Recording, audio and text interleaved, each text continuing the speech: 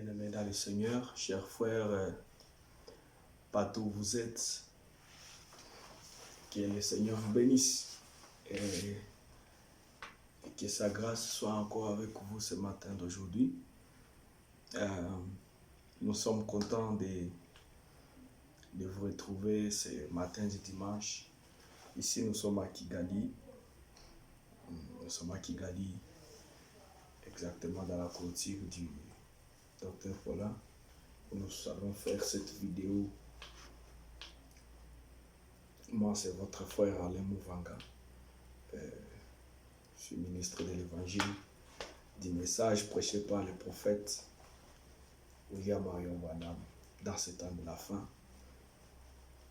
Ce matin, il y a une petite inspiration qui m'est venue au cœur et que je voulais partager avec vous. C'est sur l'inspiration portant sur le sujet du négatif au positif. Du négatif au positif. Mais avant d'y aller, je voulais qu'on prie le Seigneur. Un petit mot. Seigneur Dieu, nous nous abandonnons entre tes mains pour que tu puisses bénir ces quelques mots de la parole que nous allons étudier en lisant, afin que ça nous inspire et que ça change notre façon de croire, notre façon d'être, et que comme le sujet lui-même est intitulé, que nous puissions quitter du négatif au positif par les miracles de la parole. Gloire te soit rendue à jamais. Merci parce que tu vas le faire, car c'est en ton nom merveilleux, le notre Seigneur Jésus-Christ, que nous prions. Amen. Oui, je vais lire la parole dans Hébreux chapitre 11, là où le prophète Paul est en train de parler de ces choses. Paul est prophète, il est docteur, il est apôtre, et c'est même l'un des plus grands docteurs que nous avons eu dans la Bible. Dans l'Ancien Testament, nous avons eu Moïse. Dans le Nouveau Testament, nous avons eu Paul. Dans Hébreux chapitre 11, Paul, en parlant sur la foi, il dit « La foi est une ferme assurance des choses qu'on espère, une démonstration de celles qu'on ne voit pas. Pour l'avoir possédée, les anciens ont obtenu un témoignage favorable. » Le verset 3 dit « C'est par la foi que nous reconnaissons que le monde a été formé par la parole de Dieu, en sorte que ce qu'on voit n'a pas été fait des choses visibles. » C'est par la foi, j'ai toujours aimé beaucoup le verset 3, que nous reconnaissons que le monde a été formé par la parole de Dieu, en sorte que ce qu'on voit n'a pas été fait des choses visibles. Ce que nous voyons, ce que nous touchons, les corps ici que nous voyons, par lesquels nous parlons et par lesquels nous voyons, n'a pas été fait des choses visibles. C'est-à-dire qu'il a été fait par une parole invisible. Le prophète Branham a prêché la parole parlée et la sémence originelle. Voilà. Maintenant, les négatifs au positif, et j'ai mis entre parenthèses, voir Dieu dans les chaos. Cette inspiration m'est venue à cause de la situation que nous sommes en train de traverser en ce moment ici, à l'est, à Goma, il y a des volcans, il y a des tremblements de terre, il y a de l'insécurité un peu partout là, Beni, Ituri. Quelque part, je viens d'attendre aussi le lac Tanganyika est en divagation ces temps-ci. Il y a même eu quelques éboulements dans certains quartiers de Kalemi. Et l'eau a même flotté du côté d'Ouvira. Alors, quand j'ai entendu toutes ces histoires-là, je me suis rappelé quelque chose m'est venu à l'esprit, me disant du chaos. C'est du chaos de la terre. C'est du chaos de la terre que Dieu a formé. Ou c'est du chaos de l'univers que Dieu a formé la terre. C'est du chaos de la nature que Dieu a formé tout ce que nous voyons. Genèse chapitre 1er, le verset 2 dit « La terre était informe et vide, l'Esprit de Dieu s'émouvait à la surface des eaux. Quand le prophète Branham est venu, plus tard, lui, il a développé. Il a développé cela, il a montré que la terre était une vestige d'une civilisation perdue. C'est là même, même certains scientifiques l'ont développé. Mais c'est au travers de ces chaos là-bas, les chaos là de la terre, que Dieu a pu développer, les chaos là de l'univers, que Dieu a pu développer et former ce qu'on appelle la terre. Du chaos où il n'y avait que le rien. Il n'y avait rien, il n'y avait que le chaos, il n'y avait que les sombres, les vides, les ténèbres, les tout. Dieu, la Bible dit comment ça dit, Dieu d'abord a créé la lumière. Il a créé la lumière. Après s'être créé lui-même, le verset 1er, au commencement, Dieu créa les cieux et la terre. Les premières créations naturelles qu'il a commencé, il a créé la première création spirituelle, parce que Genèse 1, c'est une création spirituelle, il a créé la lumière. Et c'est au travers de ça qu'il a commencé maintenant à séparer la nuit avec les jours. Et après cela, les astres et les atomes ont commencé à sortir, le soleil, la lune et tout. Et il a commencé à mettre chaque chose à sa place. Quand il crée quelque chose comme le soleil, il dit, le soleil va présider les jours. Et la lune va présider la nuit. Le frère Branham dit, ça a pris des millions d'années pour qu'il arrive à ça. Mais c'était un chaos. C'est ce que nous oublions. C'était un chaos. C'était du négatif. J'aimerais prendre quelque chose ici, même pour illustrer ce que frère Branham parle ici, il est négatif. Frère Branham dit ceci dans la prédication Hébreux, chapitre 4, de 57. Au paragraphe 147, il dit, chaque fois que je vois un arbre, je pense que cet arbre est le négatif. Il y a un positif quelque part. Chaque fois que je vois un arbre, cet arbre-là est le négatif. Il y a un positif quelque part. Or, quand David parle dans les psaumes, il dit, heureux l'homme qui se confie à l'Éternel, il est comme un arbre planté près des courants d'eau. L'homme dans la Bible a toujours typifié un arbre. Maintenant, cet arbre-là qui est l'homme aussi, chaque fois que vous le voyez, c'est le négatif. Mais il y a un positif qui est quelque part. Voilà pourquoi le prophète Branham, quand il vient, il dit, si on vous dit que frère Branham est mort, ne le croyez pas. Parce que celui-ci que vous voyez n'est pas frère Branham. Celui-ci que vous voyez n'est pas le frère Alain. Non. C'est pourquoi, si on vous dit quelque chose concernant celui-ci que vous voyez, ne le croyez pas.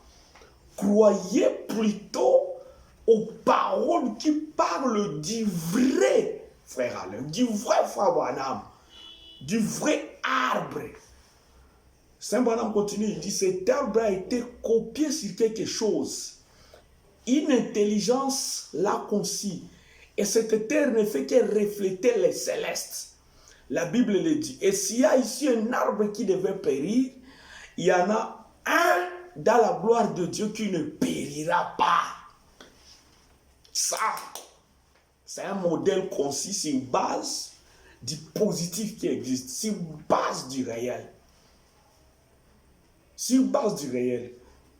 Le corps que vous voyez a été conçu sur une base du réel. L'homme de la poussière que vous voyez de Genèse 2 a été conçu sur une base de l'homme réel, le véritable homme de Genèse 1, 26.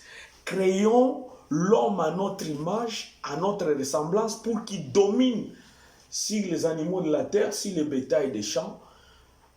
Et il lui donna des missions là, des missions adamiques qu'il devait accomplir.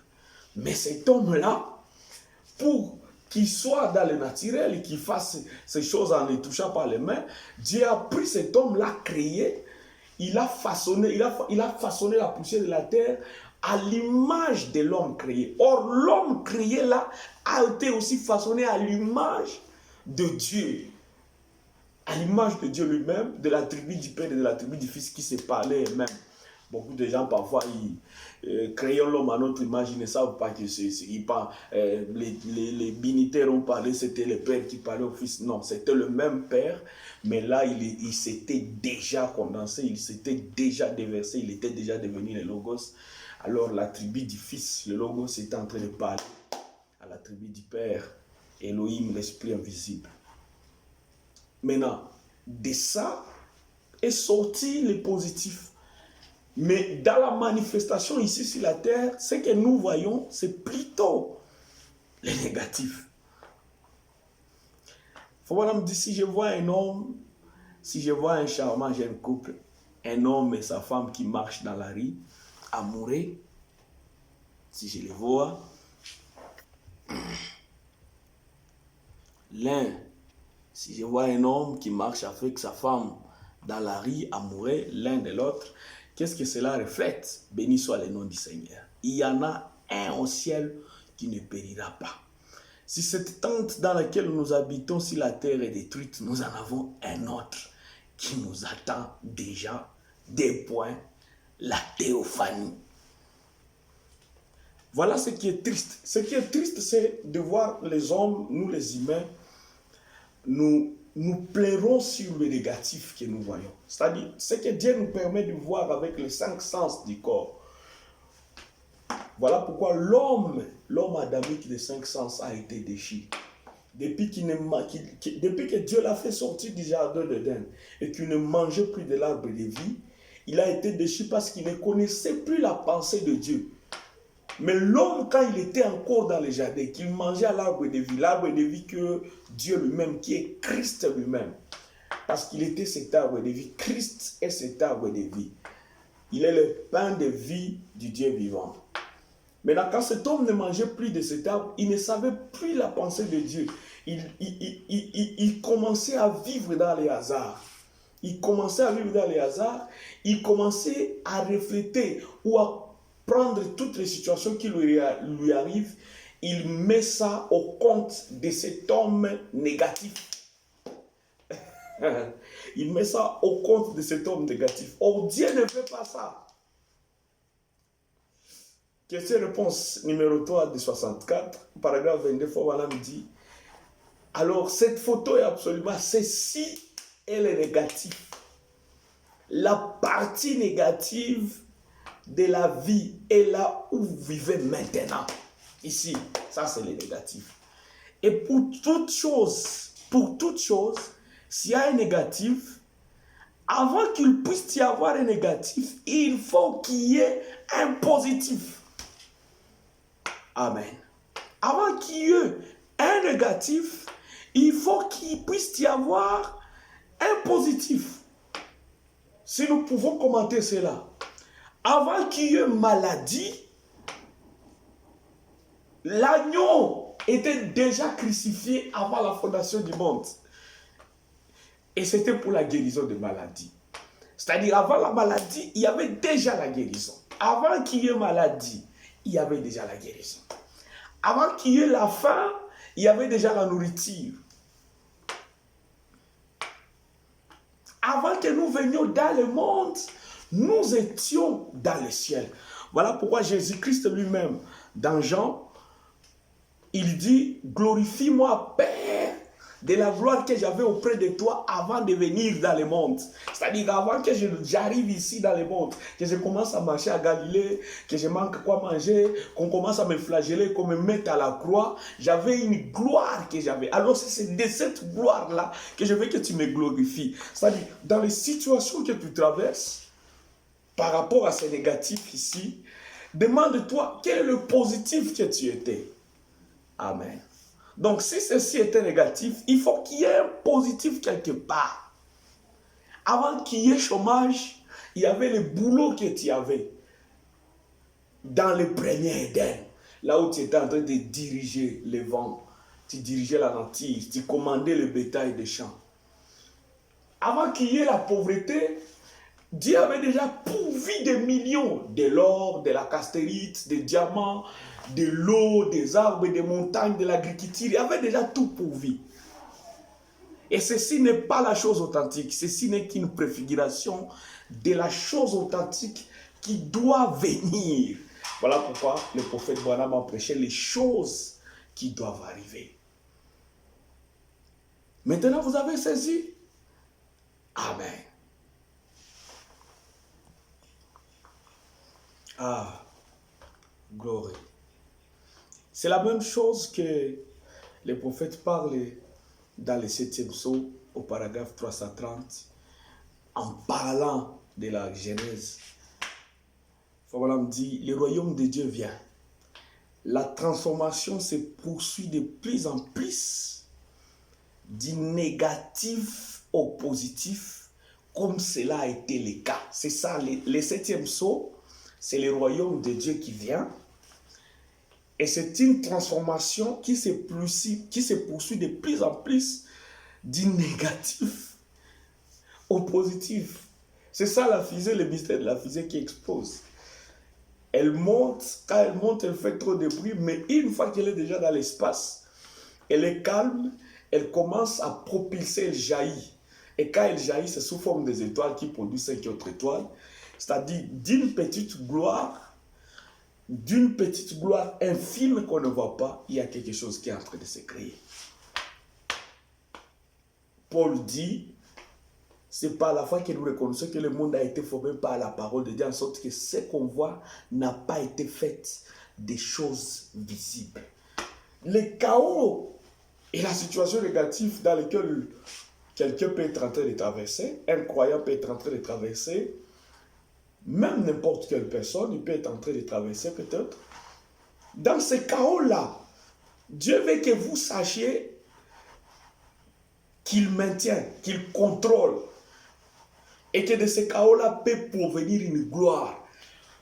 Parce que ce que nous voyons de la terre et que nous sommes en train d'admirer aujourd'hui, les montagnes, le parc, les animaux, les océans, n'étaient pas comme ça, c'était un chaos. Il n'y avait que des vestiges vides. Vide, c'était le néant. Et voilà ce que le 7e psaume est venu ramener. C'est-à-dire qu'après que l'homme soit tombé, il y a eu, l'homme soit déchu, il y a eu tout ce qui arrive sur la terre. La mort, les maladies, les chagrins, la souffrance. On dit l'homme avait perdu l'accès à l'arbre de vie. Et quand l'homme a perdu l'accès à l'arbre de vie, ça veut dire qu'il ne mangeait plus la chose qui donne la vie éternelle. Le chaos est entré. Mais qu'est-ce qui ramène encore maintenant l'homme dans cette position-là? C'est l'œuvre du 7e psaume. Et le 7e psaume a d'abord commencé par le rachat à Golgotha. Et elle se termine lorsque ce 7e psaume arrive à sa destination dans Apocalypse chapitre 17.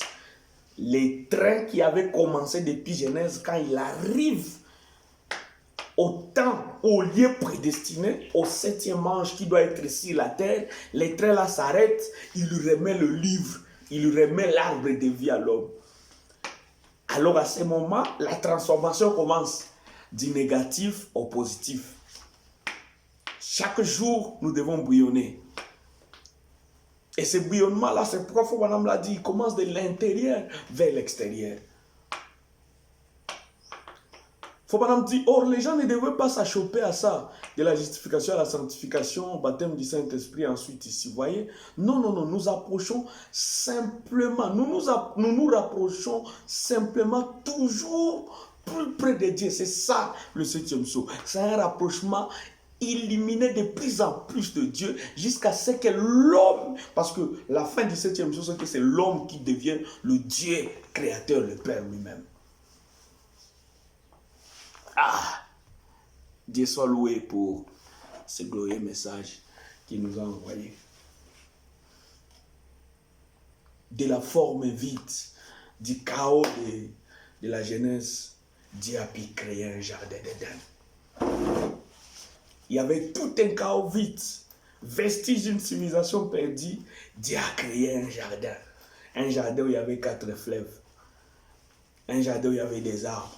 Un jardin où il y avait des fruits. Un jardin où Adam commençait à diriger, commençait à tout faire. Du chaos qu'il y avait à la mer Rouge, Dieu a créé une voie. Un chaos, il y avait Moïse avec le peuple d'Israël devant la mer Rouge, c'était un chaos. Un chaos total. Derrière eux, il y avait Pharaon avec son armée. De gauche à droite, il y avait des montagnes. Et devant, il y avait la mer Rouge. Il n'y avait nulle part où courir. Le peuple a paniqué. Parce que le peuple se confie au prophète. Mais le prophète, lui, avait confiance à l'appel. C'est pourquoi lorsque vous avez confiance à celui qui vous a appelé, à celui qui vous a mandaté, à celui qui vous a donné la parole, ne paniquez pas. J'ai toujours aimé la parole de Moïse à ce moment-là. Après avoir consulté Dieu le Père, Moïse est venu à Israël, il a dit, les Égyptiens que vous voyez, c'est pour la dernière fois que vous les verrez. Il y avait un chaos dans la vie de Shamgar. Fouadam est en train de parler de Shamgar ici. Vous pouvez les lire, on n'a pas tout le temps. Dans la préparation de Dieu pour la délivrance, prêchée en novembre 53. Shamgar qui cultivait ses champs. Shamgar qui chaque fois qu'il faisait de la récolte, le temps de la récolte est arrivé, au lieu que ce soit lui qui récolte, ce sont les Philistins qui venaient récolter. Et ça lui faisait très mal. Mais ce matin-là, Shamgar était fatigué. 600 Philistins, 600 étaient autour de sa maison. Et Shamgar en lui, avec sa petite fille et sa petite femme, il n'y avait plus rien qui lui restait. Ils sont venus s'accaparer de ce qu'il avait. Fouadam dit, Shamgar a eu la sainte colère. C'est-à-dire la situation de chaos qui se présentait chez Shamgar était devenue une opportunité. Le chaos peut devenir une opportunité pour que Dieu change votre vie. Le maladie ou la maladie que tu es en train de traverser peut devenir une opportunité pour que Dieu t'épargne d'une situation qui devait arriver. Le péché dans lequel tu es tombé peut devenir une opportunité pour que tu puisses rencontrer Dieu par une prédication, par une prière ou par une visitation, afin qu'il t'enlève de ça. Parce qu'il y a beaucoup de gens qui vivent une sainteté fabriquée. Maintenant, dans cette sainteté, ça devient, comme le prophète l'a dit, ça devient une puissance d'égarement. C'est pourquoi il a prêché, il dit, le plus grand démon qui existe, c'est le démon religieux. C'est la plus grande force de perdition qui existe. Elle vous fabrique une sainteté qui ne vous permet jamais d'être en relation personnelle avec Dieu. Donc, vous pouvez passer par un chaos, mais ce chaos-là, c'est pour vous permettre de monter plus haut. La liste de la vallée, pour qu'elle puisse devenir une liste que tout le monde va aimer. Faut madame dire, elle passe par les poteaux, elle passe par la boue, elle passe par les épines, elle passe par la saleté. Elle s'effraie un chemin. Mais au bout là, lorsqu'elle s'effraie un chemin, quand elle va sortir, elle va commencer à éclairer. Tout le monde va l'apprécier. Il faut madame dire, les abeilles vont sortir de leur niche et ils vont venir tirer de l'opium que la lys produit. Et cet opium-là permet de fabriquer le miel, permet de fabriquer des médicaments. L'opium-là, c'est un médicament.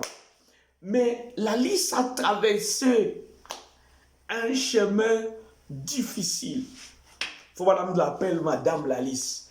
Il faut madame l'appelle, il dit que Madame la lys là-bas, c'est un docteur aussi. Il dit c'est le docteur lys. Il dit, remarquez ce docteur, lorsqu'il va commencer à porter son enseignement, il va bénir les gens. Mais les gens, ils oublient qu'il est passé par la boue, par les ténèbres, par le chaos, par la souffrance, par des moments difficiles. Shamgar était dans ce chaos-là. Mais le chaos de Shamgar lui avait provoqué une sainte colère. Et la sainte colère lui a donné une foi de dire, Seigneur, permets que ce soit la dernière fois que ces Philistins viennent le tourmenter ici. Dieu lui a montré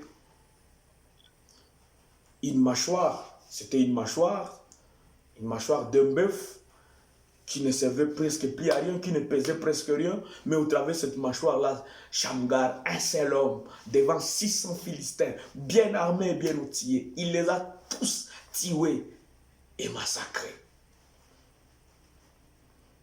Que dirais-je de John Rhyn? Les témoignages de John Rhyn dont le prophète parle dans la prédication Ainsi Persens, prêché en 59.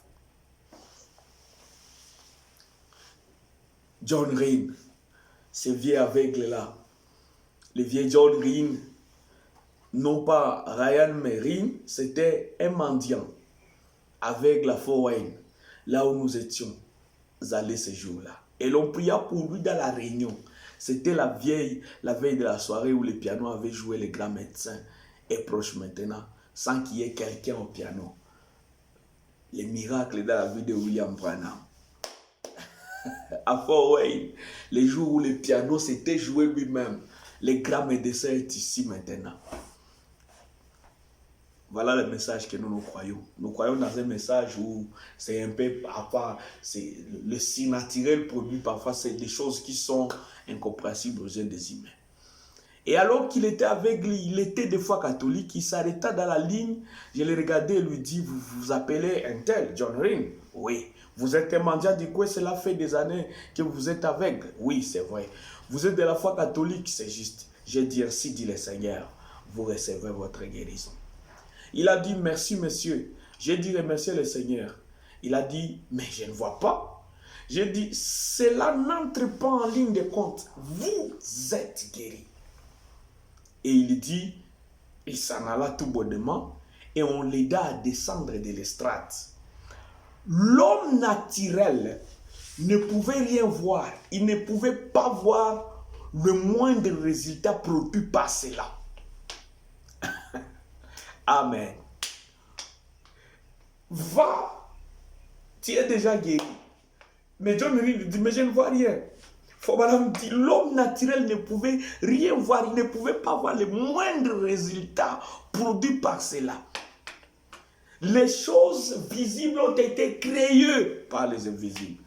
Que Dieu bénisse les frères Neville Kadono pour la chanson L'invisible. Là où je trouve ma force. Eh bien, dire-t-il, il est tout aussi aveugle qu'auparavant. Ah, voilà l'homme négatif. Il est incapable de prendre Dieu au mot et de se tenir à ça. Il est incapable. C'est pourquoi Fobalam a prêché, prendre Dieu au mot. Il dit, Pierre a dit la parole juste. Il a dit, nous avons travaillé toute la nuit, nous avons jeté les filets, nous avons cherché les poissons. Fobalam dit, Pierre était un expert dans la pêche, il connaissait la position de la ligne, il connaissait tout. Mais le jour où il a entendu Jésus dire des choses qui étaient difficiles et impossibles par rapport aux experts de la pêche, Pierre a dit, nous avons travaillé toute la nuit, mais sur ta parole, je jetterai les filets. Branham dit, c'était les mêmes filets, c'était dans les mêmes eaux, c'était au même endroit où il avait travaillé toute la nuit, il n'avait rien trouvé. Mais à cause de la parole d'un homme qui vient de l'extraordinaire, Pierre a jeté les filets et les poissons qui étaient toujours là. C'était des poissons qui étaient toujours là. Comme Fobalam a dit, ce n'était pas le négatif qui précède, c'est pas le négatif qui précède le positif, c'est pas les poissons, c'est pas le manque de poissons qui a précédé les poissons, mais c'était les poissons qui ont précédé ces jours-là où il n'y en avait pas. Mais seulement pour attirer Pierre à lui, il a créé le chaos. Dieu pour attirer Pierre, qui était Simon, pour l'attirer et lui mettre dans la position du possesseur des clés du royaume, qui devienne Pierre. Le fondement de la révélation, Dieu a créé le vide, Dieu a créé un manque de poissons. Et quelque chose est monté à Pierre, il a dit, sur cette parole, je jetterai le filet. À ce même moment-là, Pierre a attrapé des poissons. Et le poisson qu'il avait attrapé était sa propre synonyme. Lui, il était devenu le vrai poisson que Christ avait attrapé ce jour-là. Mais remarquez que ce jour-là, Jésus avait prêché à des milliers de gens. Mais le véritable poisson qu'il cherchait, c'était Pierre. Mais après Pierre, il y avait aussi André, son frère. Il y avait les autres qui étaient là. Glory. Glory. Nous étions en train de parler de John Rhyn et on termine par ici. John Rhyn, dans ce chaos-là, où il ne voit rien, il a dit que 2 semaines plus tard, il est rentré. Au paragraphe 118 le paragraphe 119 jusqu'à 126, vous pouvez lire jusqu'à 127. On l'a ramené encore dans la ligne de prière. Il dit, vous m'avez prié pour moi, je ne suis pas guéri. Fobalam lui dit, mais je t'ai dit que tu es déjà guéri. Rentre seulement, crois, parce que tu as dit que tu crois. Il a dit, oui, j'avais dit que je crois. Il dit, si tu crois, c'est fini. Il dit, mais il y a une personne qui était derrière moi, il avait la goitre. Mais lui, vous avez prié pour lui, automatiquement la goitre a disparu. Branham a dit exactement.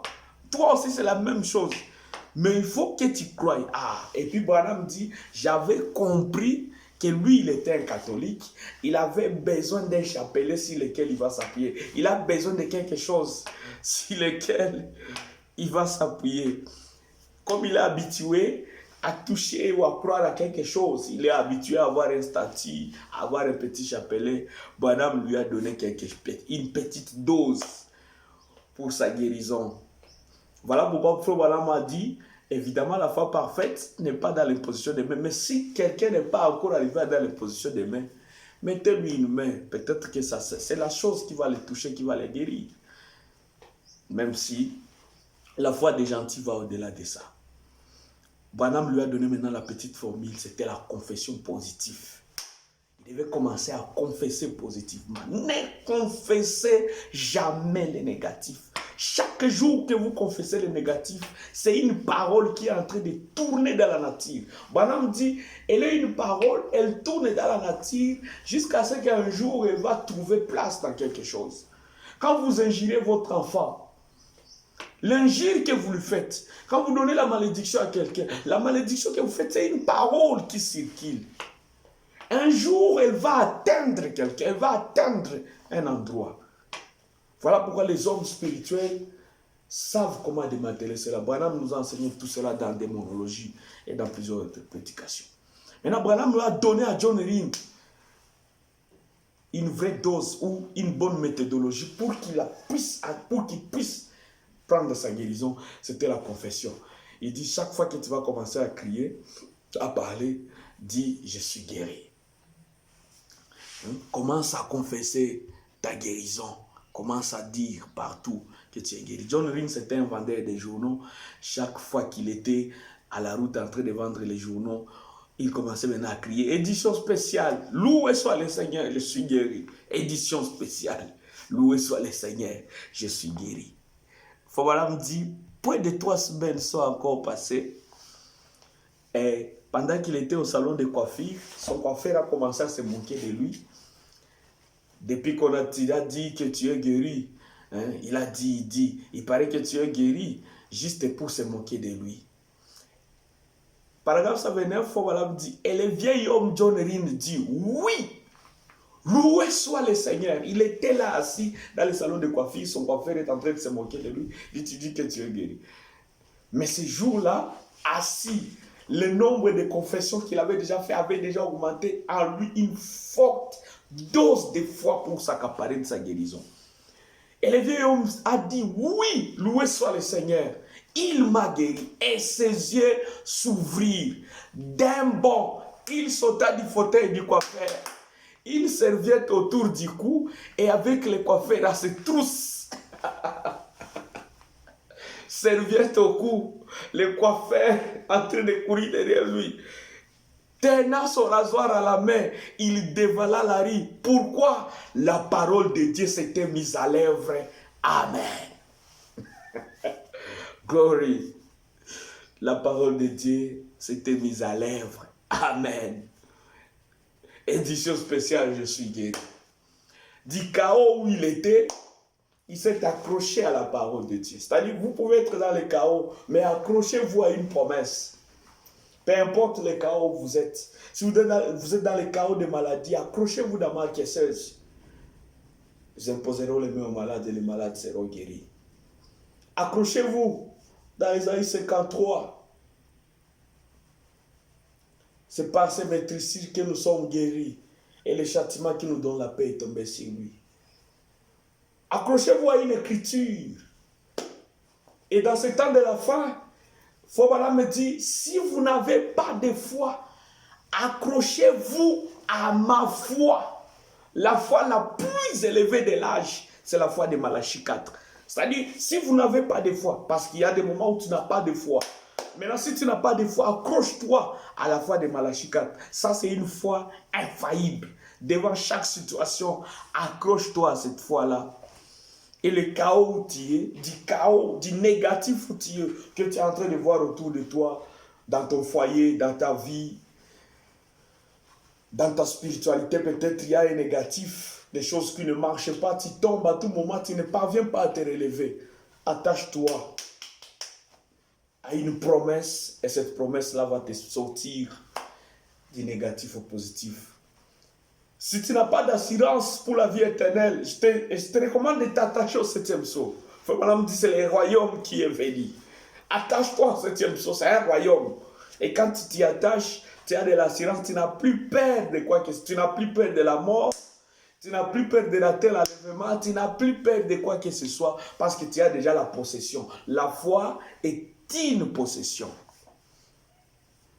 Voilà ce que le 6e sens est. Il déclare des choses que les 5 sens déclarent négatifs. Lui, il les déclare positifs.